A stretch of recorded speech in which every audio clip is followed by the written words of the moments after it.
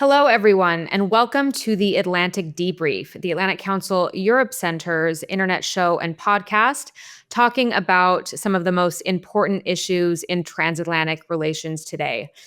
Today, our guest isn't really a guest. It is the senior director of the Europe Center at the Atlantic Council, Jorn Fleck, here to talk to us about potentially the most important election taking place in Europe for quite some time. The German election on Sunday, February 23rd, just about a month after Donald Trump's inauguration. And both of us have been watching this closely from Washington.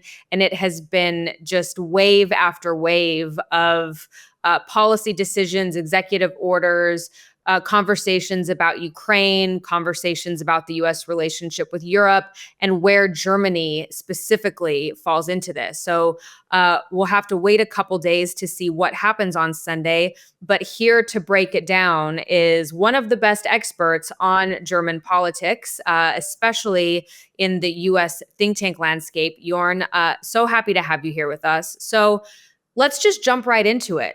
What are you watching for on Sunday? What potential outcomes can we expect? What are the polls looking like? Just give us the breakdown.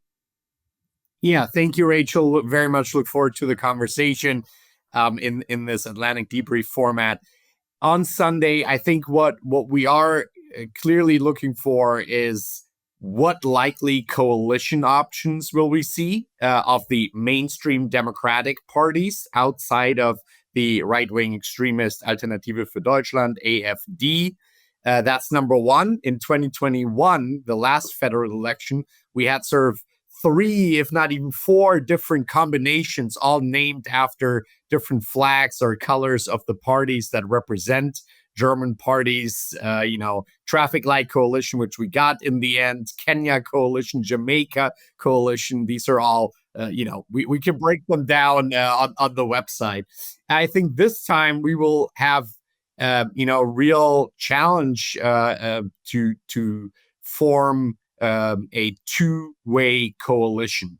And we can dive into that a little bit more. Since the call of the early elections, the collapse of the traffic light coalition between the Social Democrats, the Greens, and the Liberals, so red, green, yellow in German political color schemes, in November, actually the day after the US election, and then the call for snap elections or early elections in December, we haven't seen the polls move significantly, right? We have the Christian Democrats sitting at around 32%, the SPD, the Social Democrats, around 14%, the Greens at a similar level, the FDP just under the threshold of 5%. We'll see whether the FDP will make it into the next Bundestag. And then clearly, the AfD having doubled their polling numbers compared to their 2021 outcomes, sitting at around 21%. And so, depending on the exact election outcome, how many other parties make it into the Bundestag, you might need around 46 to 48% in order to get just over that 50% of members and a majority. And so we'll see. The most desired coalition, according to polling, is actually another grand coalition. That is the CDU and the SPD together, or not so grand given the numbers they're at these days. So that would be a combined 46% right now. And then there's obviously the firewall, as they call it, of non-cooperation between the mainstream Democratic parties and the AfD that have all excluded going into a coalition government with the AfD, which makes building a majority all that more complicated. So, for those people watching this who aren't experts on German coalition politics, if you have under 50%, does that count as enough of a coalition? Do you need to go over 50%? Could we see a CDU, SPD grand coalition again? So to form a government, you would need a majority government. Minority governments are really a very tightly prescribed, exceptional scenario. We saw that for the caretaker government, right? The SPD and the Greens formed the caretaker government between the call of the early elections and now, or whenever the next government will actually be formed. But you need really a majority government. And so we will have to see the 5% threshold, right? That is what makes it possible to get a majority of votes of 50% plus one seats in the parliament, but getting that with a percentage of less than 50%, if that makes sense to you. So that's why, even if a coalition has 48% of the vote, it might have 50 plus percent of the Bundestag seats, because votes that go to parties that do not make the threshold, right, still count towards the overall vote. Okay, yeah. This gets super complicated when we're talking about votes, and yes. I'm sure there are tons of places that people can look online to break down how the Bundestag is formed. It gets bigger, it gets smaller. I mean, it gets pretty complicated. And we would need a while to talk about that. But yeah. And the latest reform actually makes it even more complicated. I will not go there, but yeah. So anyway. So let's just say though, like, this is not Angela Merkel's CDU party, is it? I mean, even if we're looking at a potential grand coalition, it looks like the CDU will likely have the chancellorship if things go according to plan. How much has the CDU changed since Merkel left office years ago? Yeah, so I think that's a really interesting question that I think no one has fully answered yet in the CDU, because you still have a sort of, internal a dynamic between two different groups. One, those that think the Merkel years and her efforts to move the CDU towards the center and open up new parts of the electorate at the center was the right strategy and should be continued in many ways. And then you have those that support sharpening the formerly very more conservative profile of the Christian Democrats. That is the way, and that's also the way to fight the rise of the AfD, right? If you make a strong value proposition to those voters that have defected to over the right flank to the AfD, right, in order to win those back and keep the AfD in check and keep the AfD small, so to speak, you need to sharpen your conservative profile as a CDU again. I think Friedrich Merz is obviously the Spitzenkandidat, the lead candidate of the CDU, who's most likely to become the next German chancellor, is someone who is on the more conservative side of the CDU, but has made a concerted effort to sort of balance between those two poles more effectively, since he has taken over as chairman and then lead candidate of the CDU. And he was obviously someone who was who went into exile into the business world shortly after Angela Merkel consolidated her power in the CDU and then became chancellor for almost 16 years. So, kind of looking at the CDU and the conservatism of this potential next chancellor, probably further to the right than Merkel. But also when people talk about the Merkel years, they say on certain issues, especially related to immigration, that she moved too far to the left, thus opening up the right wing, the right flank for the rise of the AfD, which is now what we are seeing, for many reasons. This was a party created in 2013 as, like an anti-bailout, anti-Euro party, but it has shifted and it has become like a real, really right wing in many ways, and in many ways mirrors the new right in the United States as well. I mean, there's very clear differences here. Let's make that clear. But on issues like immigration, on I mean, we could name a bunch, but I'm thinking of immigration specifically. Yeah, You know, social issues to some social. extent. Yeah, Yep. anti-wokeism. Yeah. Yeah, I mean, there's a whole bunch here, but this Brandmauer, this like firewall against the AfD, a party that will likely get over 20% of the vote. I mean, how is this going to play into this potential next coalition? I mean, you have this right-wing party that the other parties have said that they will not be in a coalition with, but you can't totally ignore the rise of the AfD, which has just completely gone quickly over the last 10 years. So can you get into that a little bit for us?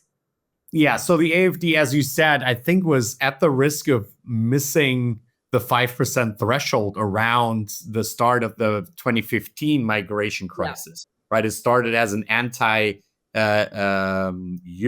Euro, anti-debt sort of Yeah, fiscal. bailout. Yeah, anti-bailout exactly of in the sort of at the height of the euro crisis, European sovereign debt crisis, and then transformed into something very different, especially fanned by the migration crisis and as you said, the Merkel years of the CDU, moving the CDU much more towards the left, towards the center, and I think we've seen clearly. The conversation in Germany around migration shift completely. That is in part because of the numbers and the integration challenges that we've seen. That many would argue, especially those on the center left, SPD and Greens, didn't take seriously enough and didn't do enough to address. We've seen that as European solutions to the migration crisis have not move forward. And then clearly the most recent series of attacks, mostly by refugees living in Germany, some of them under a status of actually they would have had to be extradited, returned to their home countries, but weren't because of a lack of real enforcement of the existing migration laws in Germany. So we had attacks, from Solingen to Magdeburg, Aschaffenburg. I mean, you can go down the list. Most recently in Munich, just before the Munich Security Conference, and so that has certainly contributed to the rise of the AfD in many ways. But also, I think you had that dynamic of 3 of the 4 Merkel-led governments were grand coalitions between the center right and the center left, essentially occupying a very similar space in the political spectrum. And that's what I was referring to earlier. Those critical of Merkel in the CDU, talking about having to sharpen that appeal to a more conservative electorate again in order to return the CDU to former strength. So, kind of shifting outside of coalition politics, it has been an interesting, I would say, few weeks in transatlantic relations. We're just about a week after the Munich Security Conference. Huge speech by J.D. Vance. A lot of discussions, especially by Pete Hegseth at the Ukraine Defense Contact Group, talking about Europe needing to step up to the plate, potential negotiations with Ukraine. I mean, it's just been one thing after the other. But I think what's clear in all of this is that the transatlantic relationship looks fundamentally different, and Germany will play a major role in how this relationship continues to develop, but also in what happens in terms of the outcome in Ukraine. So just your thoughts on how you might see Germany's role in this developing and what you are looking for and maybe expecting from Germany that we maybe weren't getting from the last government. lots of good questions. And to say is that, been some interesting times Yeah, I say that in like the Chinese curse sort of way. okay, the Yeah. curse way. Yes, of Yeah. course. Um, Look, number one, foreign policy, the Ukraine war. I mean, the Russia's war in Ukraine. I should be clear. Yeah. Those kind of issues, as with many other countries, including the United States and elsewhere in Europe, has sort of played a secondary role, right? The number one issue has been migration. The number two issue, Germany's economy, 2 years in a recession. And then we have sort of some of the foreign policy and defense and transatlantic issues coming up. We also had obviously the interview of Elon Musk with the leader of the AfD, Alice Weidel, on X. Not so long ago, we had J.D. Vance deliver a speech at Munich that was directed at essentially telling European politicians that they need to break down those firewalls. They need to address work with those parties that we would consider on the far right, because they are addressing some important issues. I think the effect of that in Germany was, maybe it mobilized a few more AfD voters, but I think you can also see from both of these interviews as pretty strong counter mobilization among the Democratic Party. So we can debate the merits of Vice President Vance's speech there.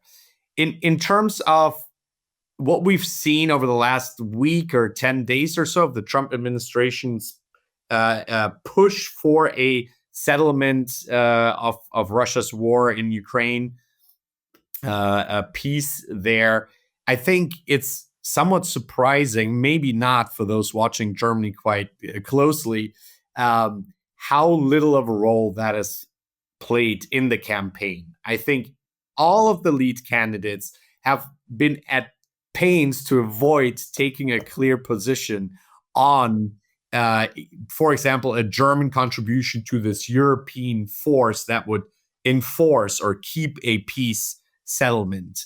And that's, a week or 10 days before election day. No one was trying to trip themselves up, afraid of really taking a clear stance and getting into a debate about troop deployments, the war, and what economic or other sacrifices Germans might have to make in order to really play a role here. A stark difference to, for example, how London and Paris positioned themselves relatively quickly to say we are willing to contribute to such a force.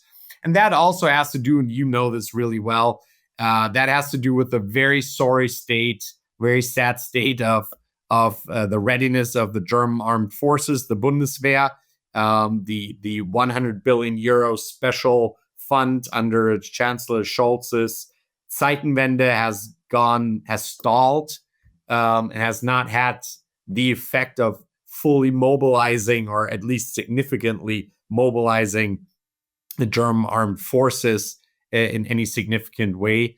And so there's also the truth that Germany just doesn't seem to have many options on that front, in terms of being a major player in contributing and bringing something to the table. And that's certainly also playing out here.